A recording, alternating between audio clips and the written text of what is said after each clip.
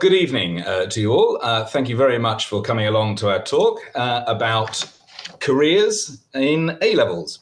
And the purpose of this afternoon's presentation is to look at how our A-level programs here at City and Islington Sixth Form College can lead you into careers, professions, and a bright future.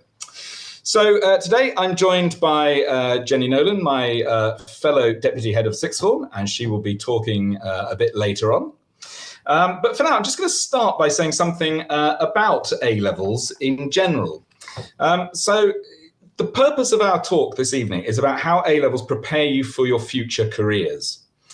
We're going to be talking about what makes a good combination of A-levels when you're considering your future career plans. Because as you may know, A-levels, you tend to study 3, sometimes 4, but usually 3. And it's getting those subjects right that can be a prelude to a career in the future. And also we're going to be talking about how we support you at Candy Sixth Form when you're preparing for your next steps and career planning. So at the end of this session, there's going to be an opportunity for you to put some questions in the chat, which we'll try to answer as many as we can. And as I said, I just want to say some things broadly about A-levels and careers and how they work. Okay, so the vast majority of our students use A-levels as a stepping stone to university. But it's worth noting this isn't the only route that you can take after studying with us. Many of our A-level students go into apprenticeships, including degree apprenticeships, and others go directly into employment. So yeah, the majority go on to university, and that's what most young people are using A-levels for. A-levels are academic programs in as much that they are assessed by exam and coursework. So some may see this as meaning that A-levels are perhaps slightly less directly linked to the workplace compared to perhaps vocational courses such as BTECs, but this is far from the case. All A-level subjects have transferable skills. And that could be writing skills, language skills, gaining higher level mathematical skill, or developing the ability to create an argument, for example, in history or law, after you've read a number of sources. Many A-level courses test exactly the skills that are needed in certain industries, from graphic design to laboratory practices in science. The wide range of choice that we have here at Candy Sixth Form at A-level, we have 35 subjects. It means that so long as a student has sound grades at GCSE and then at A-level, there remains a wide range of degree pathways and future professions which are open to them. And so it's important to get the combination of A-levels right at the start. And this is something that we can support you with when you're applying to us. During the whole of the application process, right through to enrolment and starting on the program here at Candy. So at this point, I'd like to hand over to Jenny Nolan, and she's going to be talking to us a little bit about A-level pathways. Okay, thank you, Dominic. Okay, just to reinforce what Dominic's just said, we offer 35 A-levels here, which is a very broad range, and an EPQ, which I'll talk a little bit about later. So this includes a range of subjects from your traditional STEM subjects, maths, further maths and sciences. We offer computer science and the 5 art pathways. That includes fine art, critical contextual, textiles, graphics and photography. We also offer music and music tech. And our most popular A-levels include subjects such as psychology, sociology, diploma in criminology, politics, philosophy, economics, business, geography, media, film, just to name a few. And I'm sure you can check those options on our Candy website if you want to know more about them. Our size and scale means that we can accommodate almost all of our students' individual option choices because we offer multiple classes in most subjects, therefore giving breadth and depth of choice to meet individual needs. As Dominic's already said, we do generally follow our students' 3 A-level programme, while some may opt to do 4, but no university does ask for 4. And it is better, we feel, to do 3 A-levels and achieve 3 A stars than try and study 4 and maybe get 1 A star and 3 A's, for example. We do, however, also encourage our students in year 13 to pick up an EPQ, which is an extended project. And this is a qualification equivalent to 40% of an AS qualification and carries UCAS points as well. So why do we like an EPQ? An EPQ can complement university application and potentially give a competitive advantage. An EPQ option of topics can be at the student's discretion, and it can be a 5,000-word report or an artifact, and an artifact could be a piece of art, for example. So while the topics are chosen by the students, very much they are tailored often to the student's individual university application. So for example, but a student who wanted to go on to study geology and therefore studied the repatriation of British artefacts as part of their EPQ project. So we complement the advice and guidance received in schools, where all students receive application interview with us, and that interview is with a subject teacher, and we explore the choices, the combinations, making sure that they do lead to those positive pathways. And at enrolment, we follow that up with another face-to-face interview to check those choices after the GCSE results come out. During this process, we explore pathways with our applicants, and some examples of these include, and I'm not going to go through them all, so they're not limited to these, but these are examples. So we will explore medical pathways leading to degrees in medicine, dentistry, veterinary science. So therefore, studying biology, chemistry, maths, or physics is important to keep those options open. We have a general science pathway leading to science degrees or allied health professional courses. That includes physiotherapy, radiology, nursing, for example. These courses usually require one science A-level, and it normally biology, while students studying things like psychology or PE often choose biology to complement their studies. We also explore engineering pathways and apprenticeships in engineering. Maths A-level here is essential, with many universities requiring or preferring a second A-level in physics or chemistry also. The next pathway I want to explore is a business pathway, leading to a wide range of business and finance degrees or apprenticeships. Most universities do not specify particular A-level options, but certain A-levels will make your application more competitive, such as maths, economics, and business. But please note, if your child wants to study economics or an accountancy degree, then most universities do require maths A-level here. Creative industries pathway leading to degrees in art and design and those related to media and communications. Some competitive universities look for a balance of art and science subjects for architecture, for example, while journalism and media degrees will be complemented by studies in English, drama, and media. My next pathway is law and humanities pathway, leading to a broad range of humanities degrees, as well as good preparation for studying subjects such as politics, philosophy, and economics, PPE, and law. Universities will vary their subject requirements and may both have essential and preferred subjects. So it is worth checking these on the UCAS application website. However, law, those who want to study law, then we would recommend English and history, for example. And my last example is the social science pathway, leading to a wide range of social science degrees from geography, sociology, forensic science, and psychology. A combination of social science subjects is acceptable for university, although, as mentioned earlier, many students studying psychology complement their studies with biology. Most often, 2 out of the 3 subjects that are chosen would complement each other, and we would expect that. So, for example, physics and maths, PE and biology, as I've said before, English and media, business and media, potentially for careers in marketing, economics and maths, psychology and criminology, computer science and maths, art and media, or art and film, for example. And often the third subject gives a breadth and depth to leave progression options open. And this is a good thing at 16 because the students may have some idea of the sector they want to work in, but not be confident about specific jobs at this point. So the third subject could be a bit of a wild card.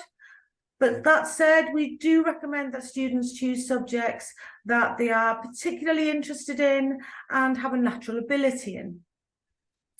So as a dedicated sixth form centre, we complement our academic studies with both curriculum and career-specific enrichment opportunities, which provides a wealth of exciting clubs and societies offered to students to develop wider skills, prepare for university, make new friends, or just pursue a hobby and interest.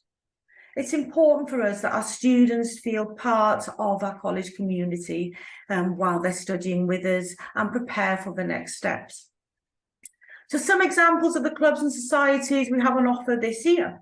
This includes drama production, where we are preparing for Midsummer Night's Dream, and this includes many students signing up to be involved and taking trials for the acting roles, but also sound technicians and displays and helping with costumes, etc. We have a debating club.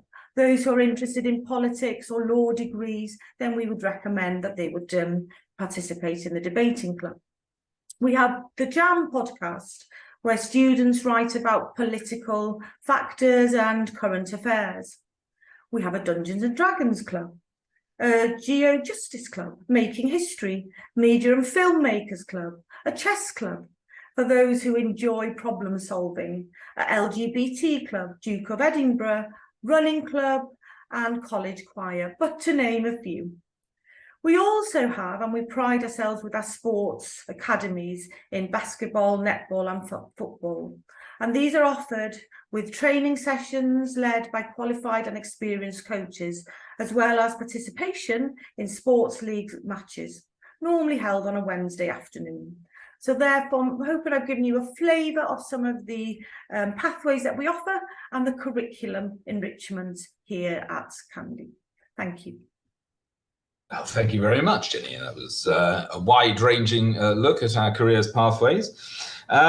So when our young people study with us, we need to see that our preparation for working life is not just about what the A-level courses provide.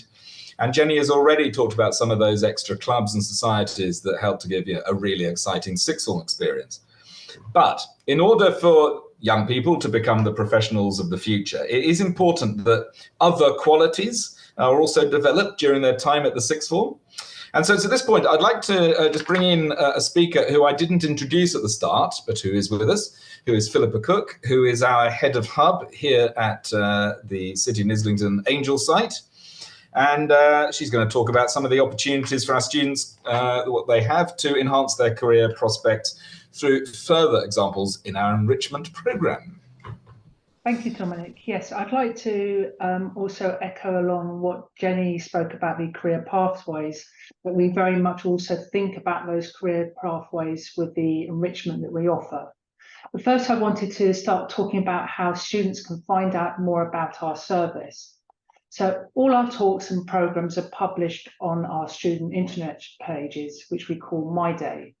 We also promote everything at the beginning of the year at our Freshers' Fair. We work with tutors to promote and refer students. And we also have a monthly newsletter that keeps students up to date with what's on and how they can get involved. I'd also like to mention that we have appointments and drop-in every day that any student can attend and talk about anything they want about their future career pathway and how to get there. We do not mind if a student comes in and says, I know what I want to do, but I'm not sure how to get there. Or even if they say, I have no idea how at all what I want to do, and I don't know where to start. We are completely impartial and no question is too big or small. We also understand that our students are the best advocates of what we do. So every year we train up student career ambassadors to promote around the campus and in key meetings, such as the Student Union and Student Voice. But to give you an idea of the kind of talks that we offer, but we offer far more than what I'm going to mention. We think about law, we think about creative industries, media, banking, allied health, engineering, and civil services. So for our talks, we do standalone single talks, but we also look at doing series of talks. So for example, if you're interested in law, we're currently planning with Goldsmith a series of talks, and that would cover studying law at university, knowledge, skills, and career pathways. Then the next session would be on law, skills and insight, building a defence. And then the final session would be on what does it mean to be British, race, migration, and citizenship. So we really think about the subject and get them to think about what it may cover when they're going to university. But we also offer a lot of enrichment mentoring programs, and I wanted to give you a flavour of some of the things that we offer. So, for example, we work with the Big Alliance mentoring program where they match up our students with local businesses to have a better understanding of the world of work. We work with the Early Career Foundation mentoring program who advise, coach, and our students through their ambitions to finally match to a mentor in their chosen industry that they are interested in entering. We also have the Arts Emergency Programme, where the mentoring programme has expert mentors who help our students to explore their options in the creative industry and build the confidence and connections necessary for a successful future in a career in arts. But we also think about sector-specific career programmes and activities. So we have the Legal Action Programme, which gives insight into the different career routes and pathways within law. We have the hugely popular Urban Plan workshop. So for example, last year our students were grouped into teams to form a real estate company, and we had a fictional city that gave them a description of what they wanted. So the students then had to build this city, and then they had to present their ideas to the property volunteers, who then offered them advice and shared their expert feedback. So through this, students gained exposure to urban planning concepts and community building. The Urban Plan workshop is just one of the many ways that we can help students prepare for their future career. We do a lot of work with Lloyds. So we have a Lloyds Junior Scholar Programme, which is a unique opportunity for students who are aspiring to work in the financial and business service sector. It covers seven employability workshops developed by the Lloyds Banking Group. So at the end of the programme, students have an opportunity to apply for a structured work placement. The skills development includes communication, networking, essential employability skills such as CV writing. So this is a great opportunity for students to gain real-world experience in a financial and business service sector. We also have one of the best partnerships with the Career Ready programme, which provides a structured programme of mentoring through the year, leading to highly competitive paid internships in the summer. The students also get to access to master classes and workplace visits. So that's what we have, Dominic. Thank you very much. Sorry, I was just typing a response to a question. Thank you for that. So could you please just elaborate a little bit on what the careers team actually provides? So we have a dedicated careers staff. Can you just outline what they do to support our young people when they're looking at taking their next steps, please? So when we're thinking about progressing on to university, we have a lot of very basic standard presentations that we do. So for example, the guide to the UCAS application. We do about the benefits of university and the myth busting. How do you choose the right university? We will then dig a bit deeper if you're thinking about health, looking at what the health professional programs are and looking what is the future of healthcare so you can make informed choices. And we also have things like money education series. So if you're thinking about going to university and you want to understand more about finance, we have budgeting for university life, but also about budgeting if you're thinking about moving home and going into employment. It's very popular. Students who are applying to art universities, they, as we all know, need to have a portfolio. So we work with Ravensbourne University around a portfolio, but we also think it's really important to involve parents into what we're doing. So, for example, at the beginning of the year 13, we invite parents into the University of Arts talk around about how they would help their child to get their portfolio ready, but also really important things about understanding what is the difference about going into years, the first year of a BA or whether to go into a foundation year.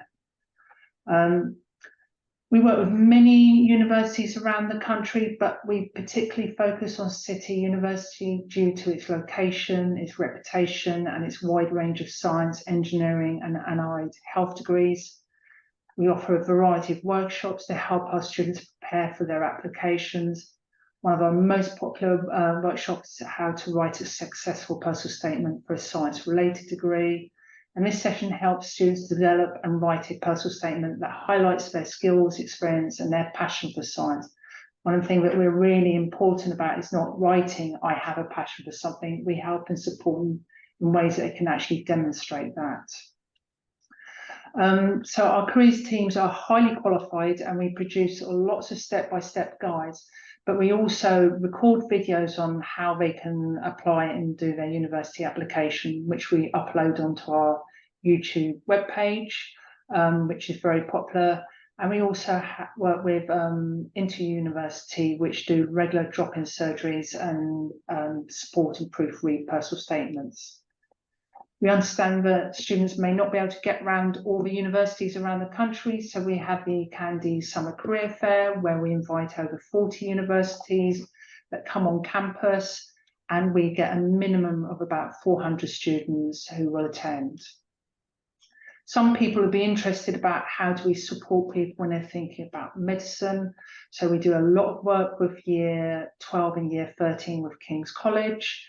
So they learn about what they need to do in year 12 and then what they need to action in year 13 and what they need to do to achieve to get into medical school. So King's College will look at their applications, their personal statement, and information on the UCAT. We also work closely with a project called Medical Project. It's important to highlight here that the UCAT test is really important. And we do short courses at the college, and one of the short courses that we do towards the time that you need to do the application is around the UCAT. We do very similar work around Oxbridge and Cambridge. But you may not want to go to university, you may be looking at apprenticeships. Again, we have a whole wealth of information and support that we do around this. So, for example, we have employability skills for apprenticeships. We work with May Stragos for engineering, and we also invite our alumni who have gone off into apprenticeships to talk to current students about what their experiences were. But for example, we work with Women in Tech, which is run by PT, although I understand, I think from tomorrow they're going to be rebranded entirely as EE. So look out for EE. We work with Cisco, who tell us all about their apprenticeships. Cisco is the largest networking telecommunications equipment company. We also have subject university mentoring. So whilst we have a lot of stuff around employment, university, we also have a lot of one-to-one mentoring, where we feel it's really important to help students with their applications and to gain the skills that they need in order to apply for university. So we work with an organisation called Tutor the Nation, which works with all our year 13 students. They can nominate a subject that they would feel that they would benefit stretching in and help improve their marks. So we connect them with current university students who are studying that nominated subject to mentor them so that they are excited and confident about their learning with their subject. We also work with realising opportunities that mentor and coach students to increase their progression opportunities to some of the country's leading research intensive universities such as Leicester, UCL, York, Liverpool and more. They're very keen on widening participation, so students that go through this programme, they will give them an offer of slightly lower entry requirements so they meet that offer. They support our students to make informed decisions about higher education. They coach in skills development, in planning, analysis, critical thinking, evaluation, and independent research. And they also invite students to university events with travel costs covered. Then on more general, we have Zero Gravity, which is an amazing organisation where they will support students with writing their personal statements, general advice on UCAS, and also learning about the different types of universities and offer masterclass. It's important to mention that everything we're talking about, even if when we're talking about university and those communication skills and talking to new people and writing statements, these are all transferable skills. So if you wanted to go into an apprenticeship or an employment, you will still often have to write a supporting statement, and those skills that you've learned through this, you can transfer onto that. Finally, I cannot stress the importance to go to open days. So for example, we have open days, please do come to our open days. And also with university, when you're applying, it's really important to go to their open days. They are your friend to be able to help you to understand that you're making the right choices. Thank you very much, Philippa. Thank you. So just want a little word, kind of building on what Jenny was saying earlier on, that A-levels are, of course, you have to take a lot of options. And there is support all along to make that mix of A-level subjects appropriate. Lots of different reasons why young people might choose certain subjects. Jenny was talking about how you can sort of hone them to make a careers pathway. But as part of your application, you will obviously say, I want to do this subject, and this subject. We will then interview all our students to talk about that further and perhaps guide you a little bit if we think there is any guidance to be given. And even at enrolment, there may be further advice when we actually bring people onto the courses. So that is a question that comes up quite often, is can I even choose my mix of subjects after I've applied? Because there are many people who've already applied for next year. And the answer is yes, because at interview and at enrolment, that's when we shape and confirm what mix of subjects we have. So just wanted to make that clear. Well, thank you very much from Jenny and Philippa. And we're going to go to some questions now that have been coming in.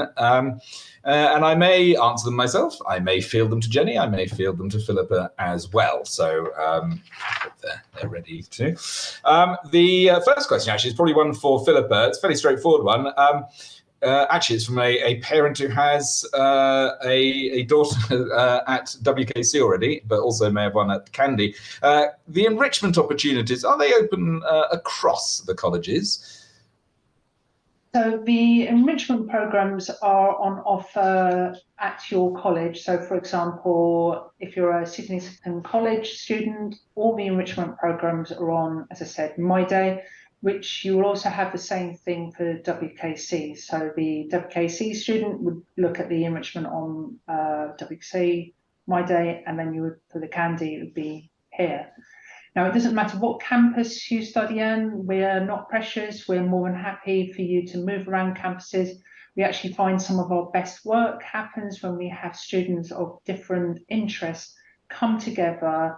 For example, when they were building the city, students, you had a lot of IT and media students at the Holloway Road campus, and you've got the art students and the math students here all joining up together and sharing their skills to actually do a great project. But also it means they get to be stretched in completely different ways, understand things in different ways. So in short, anyone from Candy can join in any of the enrichment. Thank you very much for that. Now, there's another question, which I'm afraid is probably going to Philippa again, but field it as we will, which is about degree apprenticeships, which a few of our young people go on to do. Could you just give us an outline of how they work, what they're about? Yeah, so they are studying and working at the same time. They can vary. Some are solely done through the UCAS webpage, where you apply for the degree apprenticeship there. And some are actually sponsored by employers where you would apply through an employer and then they would then help and support you to go to university to get a qualification at the same time. But I would really recommend, if that's what you're wanting to do, is to come very early on to careers, because sometimes people have an idea of a degree apprenticeship that they want to do, but actually it doesn't exist in the way that they think it is. Maybe you actually do need to go to university and get a degree.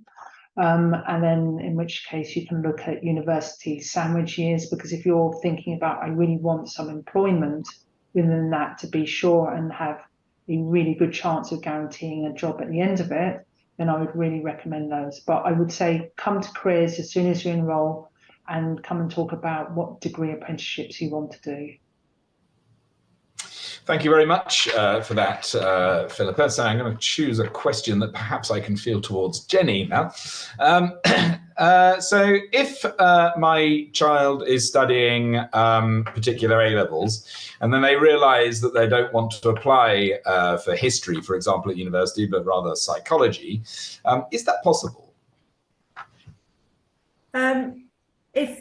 Sorry, Dominic, if you can just, so if I've got this right, if a child has chosen their 3 A-levels and are studying 3 A-levels, so the first thing to note, and I'm hoping I'm answering your question here, if a child applies to study 3 A-levels and completely changes their mind during the summer, at the point of enrolment, they can, change their mind completely based on their application. We would be asking why and checking that that's right for them. And after 2 full weeks of study with us, we do have a transfer option, so students can transfer subjects. And often, if a student has applied to do a subject, has picked up a subject that they haven't done at GCSE, so you may have psychology or economics, or possibly music tech, those types of subjects that are not offered at GCSE potentially, then students may want to find out a little bit more about them. And we do, of course, have in the summer taster events, some bridging activities over the summer for students to prepare.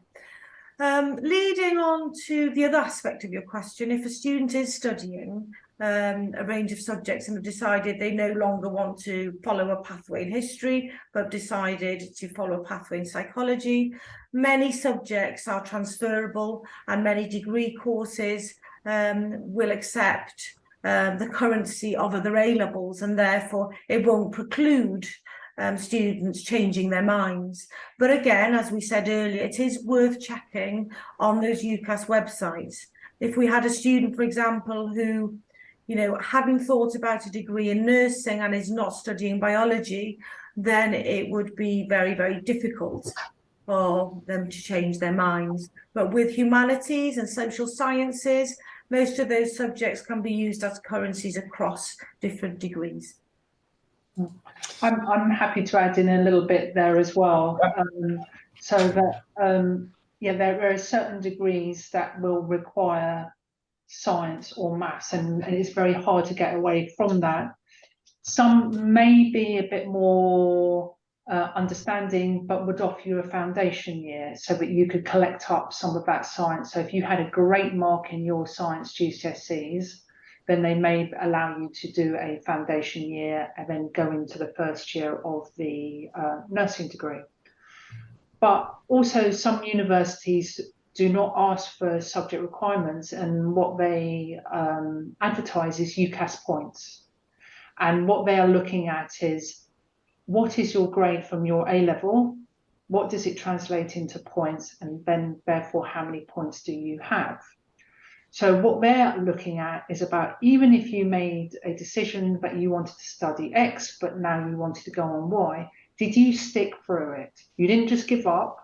You stuck on that A-level. You got the best marks that you could. They meet their entry requirements in the sense of UCAS points.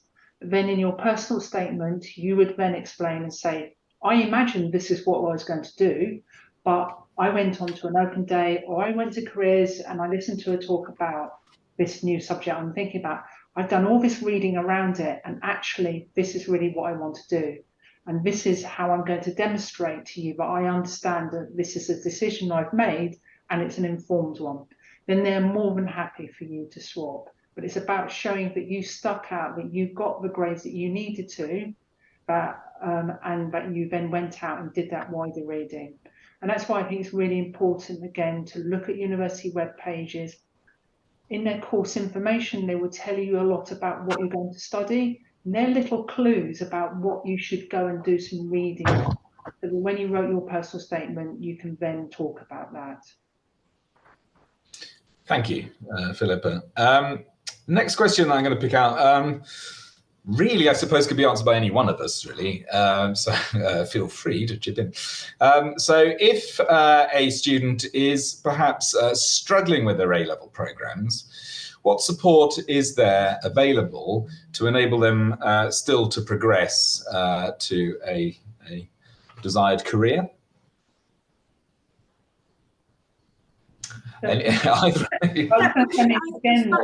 If they're struggling, that there are foundation years that you can consider where, I mean, university call it a false start. They understand that this happens, and you can choose a foundation year, or you may just think, I'm going to take a year out and think about it. You may want to try to go to careers and think, I need to go and do some employment. You may want to go to work for a bit.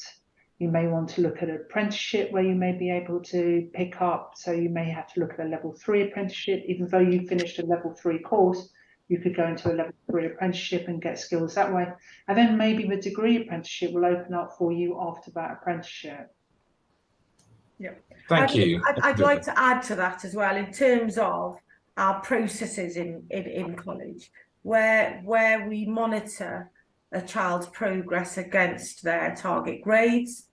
Then we do then intervene with interventions at key assessment points. So if a child is underperforming, then we have targeted support in college through workshops and other means to try and give that child every opportunity to work on those areas that would help to improve those grades as well. And in year 13 now, that's even more important, with building up to our mock exams and then reviewing how the child's done and setting those targets to learn from those mocks and continue to improve in preparation for those endpoint exams in the summer, which will come round very quickly. Thank you very much, Jenny. Good. There's lots to get from that. I think one more question, although we've kind of addressed it already a bit, but I think we can squeeze this one in. And actually it says, what support do we offer students who want to get to Oxbridge? Now, I'm just going to extend that to perhaps other competitive universities and competitive degrees. So you have the Russell Group, which are the top universities in the country, which can be the most competitive to get into, and some courses like law, medicine, as well as Oxbridge, which can also be quite challenging if they're the courses you're after. So just please, could you outline the support that we give in those instances? Yeah, so I mean, I think, for example, with medicine, we work with a medical project who come in and provide a lot of workshops with us. So, for example, every year we have 3 points in the year. So the first one, it's about finding work experience and the UCAS application. And what's really important, again, I think I mentioned earlier on, that we think it's important to keep parents in the loop. So we invite them into parents' evenings. We will have the Oxbridge evening. We will have a general UCAS evening, but where we'll also talk about applying for medicine. And we'll also email and send newsletters out so that parents know what are those key points in a year that their child needs to be thinking about. So the second workshop we would do on universities' virtual work experience. And I know that's kind of going against the trend that lots of people are doing back face-to-face work experience. But we do a lot of work with Brighton and Sussex Medical School that actually have a very, very highly respected virtual work experience program that pretty much most universities will expect you to do. And then on the workshop 3, we will actually then be looking at you getting some physical work experience. And we will be summarising what you need to have achieved in the summer so that you're ready to apply, because the closing date for medicine and Oxbridge is much earlier than all the other applications. So you don't have the luxury of almost half an academic year in your second year. You need to have everything ready in the summer, so that when you return, you're immediately working with your tutor, you're immediately with the careers team, and you're also looking at registering the relevant university admissions. So Oxbridge will have them, medicine will have them. So you need to, through the summer, be aware of what you need to take and be practicing and preparing for that. But we will support you with all that practical stuff along the way. Thank you. Thank you very much. Jenny, was there anything you wanted to add? No, I think. Oh, okay, I think it was comprehensive. Okay. So we're coming up to the 45-minute mark. I just hope that this has given an impression that we work very collaboratively between the curriculum team, the teachers of the actual subjects, and all those support areas that Philippa represents here, for careers particularly, to make sure that our students are well prepared for their next steps. Because they are only with us for a couple of years, and then they move on to degrees, to employment, apprenticeships, and so forth. So thank you very much for being with us. Thank you to Jenny and Philippa for helping answer some of those questions and presenting some of the material. And have a good evening.